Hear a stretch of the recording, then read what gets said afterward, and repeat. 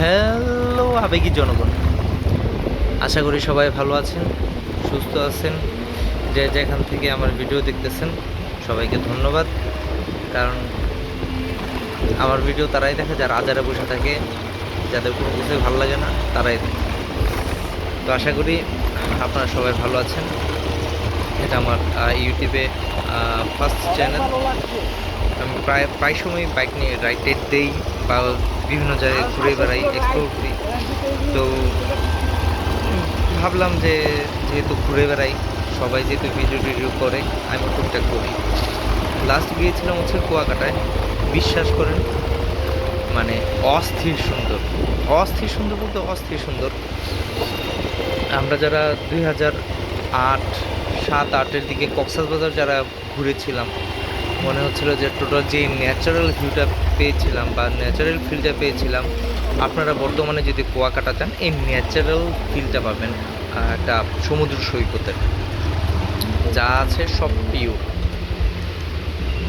আমরা গিয়েছিলাম হচ্ছে ডেটা সঠিক মনে নেই, যেদিন হচ্ছে আপনার রাত্রের অনেক গরমের পরে যেদিন ফার্স্ট বৃষ্টি হলো ওই দিন আমরা গিয়েছিলাম।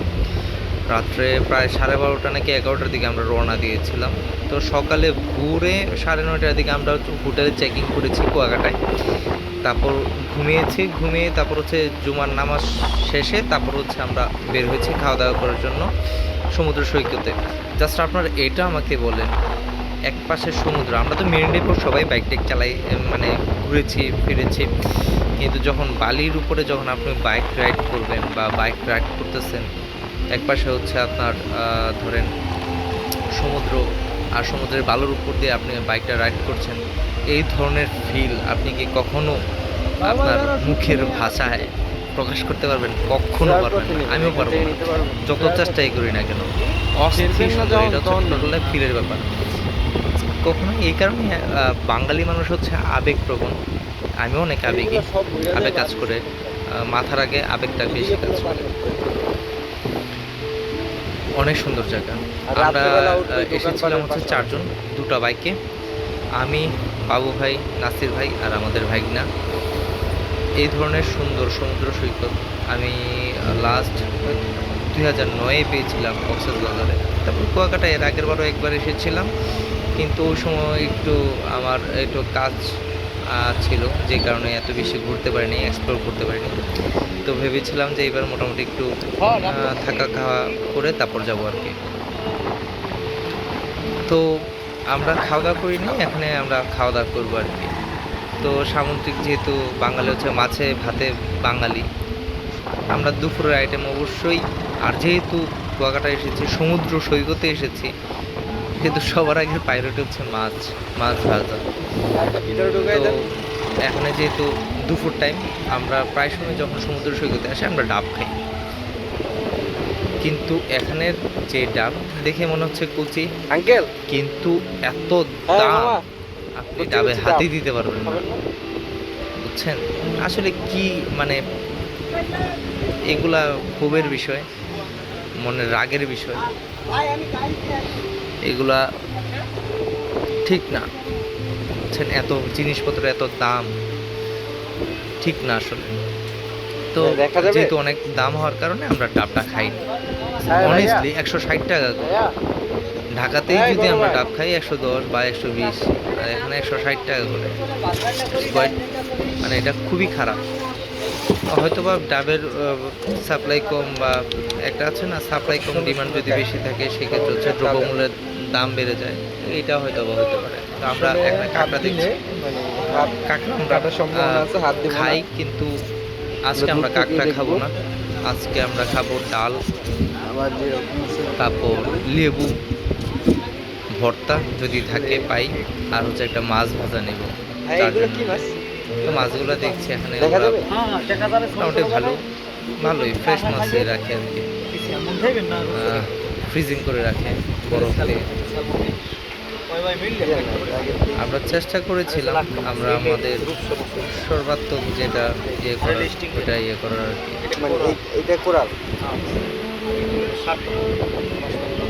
মাছগুলো মোটামুটি ফ্রেশ।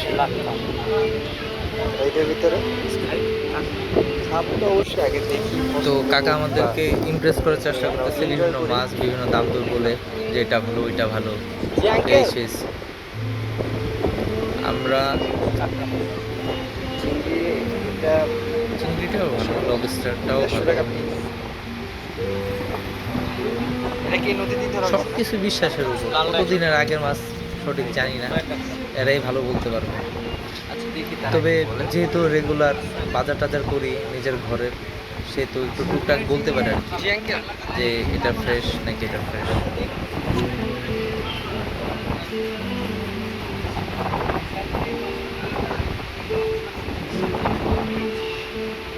একটা না 8-9 কথা বলা অনেক টাফ। আর এটা কি কাঁকড়া মামা? এই যে সমুদ্রের রাজ কাঁকড়া। কালারের হয়। রাজ কাঁকড়া না? হ্যাঁ, এগুলো হলো রাজ কাঁকড়া। সমুদ্রের ভিতরে খাইতে স্বাদ বেশি, এগুলোর মাংস বেশি। আর এই যে এই দুইটাই স্বাদ কাঁকড়া, এই যে আচ্ছা মামার এই জায়গায় যেমন বইছে দিও মামা অক্টোপাস নাই, অক্টোপাস অক্টোপাসই খেয়েছি। অক্টোপাস একটু খাইবেন? না না ডাব মামা 140 দেখি স্কুইড। আচ্ছা দাঁড়ান পরে দিব না মামার দোকানে যেহেতু আইছি মামা কি মামা কইছে আসলে মামা এই যে অক্টোপাস। লালগুলো খাইবেন তো?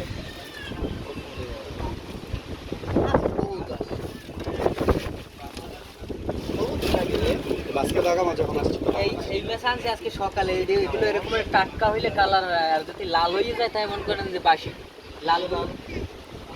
এই লাল না, মেরে লালটা দেয় কি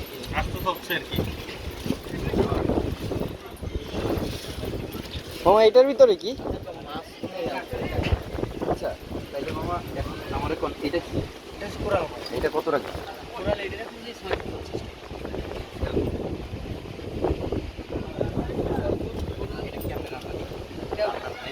এটা ডিপ ফ্রাই করবো মাখা মশলা দিয়ে। আপনার এই ঝোল হালকা মাখা মশলা থাকবে, পানি ঢালা দিয়ে। আর একদম কড়া শুকনো থাকবে। আমার নাম মোহাম্মদ খোকন, আর আপনাদের দোয়া এখানে হাজার হাজার পর্যটক আসে। বুঝতে পারবো না এটা, এই ধরনের তৃপ্তি পাওয়াটা খুবই মানে নিজের কাছে ভালো লাগে, বুঝছেন? মনে করেন যে এই ধরনের পরিবেশে শার্ট টার্ট লেবু খুলে শুটকি বললি? পুরো একটা মানে র ফাইল, বুঝছেন? আমি আমার লাইফটা পুরোটাই খুব এনজয় করে গেছি, এনজয় করে যাচ্ছি, দোয়া করবেন আমার জন্য। তবে এটা ঠিক, যারা ইউটিউবে ভিডিও করে, যারা কন্টেন্ট রেগুলার তৈরি করে, ওনাদের আসলে যে কী ধরনের মানসিক একটা প্রেশার, একটা না 8-9 ঘন্টা একটা বিষয়ের উপর কথাবার্তা বলা, ইটস সো টাফ। বুঝছেন, আমি কোন ভাষায় কথা বলবো, আঞ্চলিক ভাষায় নাকি শুদ্ধ ভাষায়, এত কিছু মেনটেন করাটা খুব টাফ। তো আমি আর নাসির ভাই আলোচনা করছি এই মামার সাথে যে আমরা একটু দাম দর একটু কমাতে পারি কিনা, দেখি। তো নাসির ভাই বাঙালির একটা থাকেও, আমাদের একটা চোখের একটা ক্ষুধা থাকে। তা আমার আর তখন ভেবেছিলাম হয়তো বা এইটা একটা বড় একটা মাছ দিব, সাথে হচ্ছে একটা চিংড়ি বা হচ্ছে একটা কাঁকড়া নিব। কিন্তু আসলে লাস্ট পর্যন্ত দেখা গেলো আমরা যখন ভাত নিয়েছিলাম, আমরা 4 জন মিলে একটা মাছ শেষ করাটা আমাদের জন্য খুব কষ্টকর হয়ে গিয়েছিল। তো আপনাদের উদ্দেশ্যে একটা কথাই বলা, যদি কেউ এই ধরনের ফিল নিতে চান, সমুদ্র সৈকতের ফিল যদি নিতে চান, তাহলে অবশ্যই আপনারা কুয়াকাটা আসবেন। ফ্যামিলি সহ যদি আসতে চান কুয়াকাটা আসবেন, অবশ্যই আপনি গ্যারান্টি দিচ্ছি 100% আপনারা যে ধরনের আগে কক্সবাজার যে ফিল পাইতেন কুয়াকাটা এখন সেই ফিল পাবেন। পুরা দমে সব কিছু ন্যাচারাল। আর এখন তো কক্সবাজার পুরো থার্ড ক্লাস মাত্রা হয়ে গেছে। আপনি ফ্যামিলি সহ যাবেন, বিচের পাড়ে বসবেন রাত্রেবেলায়, মানে কি আর বলবো। তো আশা করি আমার ভিডিওটা আপনাদের সবাই দেখবেন, ভালো লেগেছে সবার কাছে। ধন্যবাদ সবাইকে, পাশে থাকবেন। যদি কোনো কিছু বলার, আমাকে উপদেশমূলক কোনো কিছু বলার থাকে কমেন্টের মাধ্যমে জানাবেন, কমেন্টস করবেন, যেটা আমার কাছে ভালো লাগবে, ভিডিও করতেও ভালো লাগবে।